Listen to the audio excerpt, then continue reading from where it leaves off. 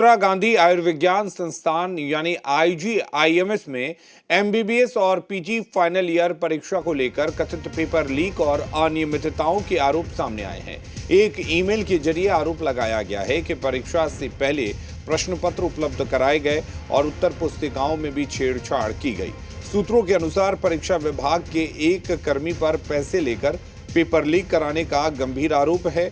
मामले के सामने आने के बाद 17 मार्च को बैठक हुई, लेकिन कोई ठोस कार्रवाई नहीं की गई, जिसके बाद परीक्षा विभाग ने तत्कालीन डीन ने इस्तीफा दे दिया। बढ़ते विवाद के बीच अब संस्थान प्रशासन ने 4 सदस्यीय जांच कमेटी गठित की है, जिसे 7 दिनों में रिपोर्ट सौंपनी है। वहीं इस घटना से छात्रों में नाराजगी है और वे निष्पक्ष जांच की मांग कर रहे हैं।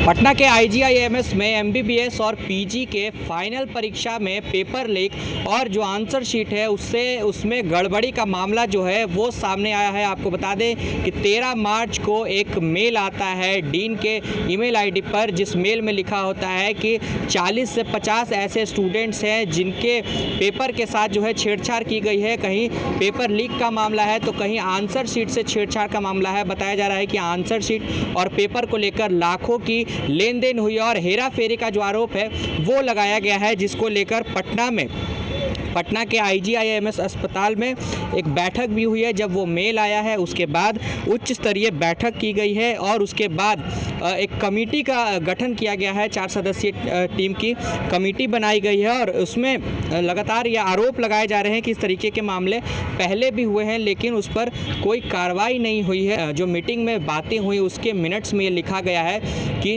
जो भी दस्तावेज हमने चेक किए हैं उसमें जो खामियां हैं वो पाई गई हैं, संदिग्ध गतिविधियां जो है वो पाई गई हैं और सभी दस्तावेज को एक सील्ड इन्वेलप में रखा गया है आगे की प्रोसीडिंग के लिए। यानी कि ये साफ तौर पर जाहिर हो गया कि पेपर में गड़बड़ी हुई है। जो नॉन एकेडमिक स्टाफ है उनकी तरफ से पेपर को बेचा गया है, पैसों की लेन देन हुई है। बताया जा रहा है कि 40 से 50 ऐसे छात्र हैं और लाखों में पैसों की लेन देन हुई है। क्वेश्चन पेपर को लेकर कुछ लोगों को आंसर शीट पहले ही दे दिया गया था, आंसर शीट में बाद में आंसर लिखा गया है, तो उसके साथ छेड़छाड़ भी की गई। कि प्रशासन की तरफ से, स्वास्थ्य विभाग की तरफ से क्या कुछ एक्शन लिया जाता है। शिवम राजदीप, मीडिया, पटना।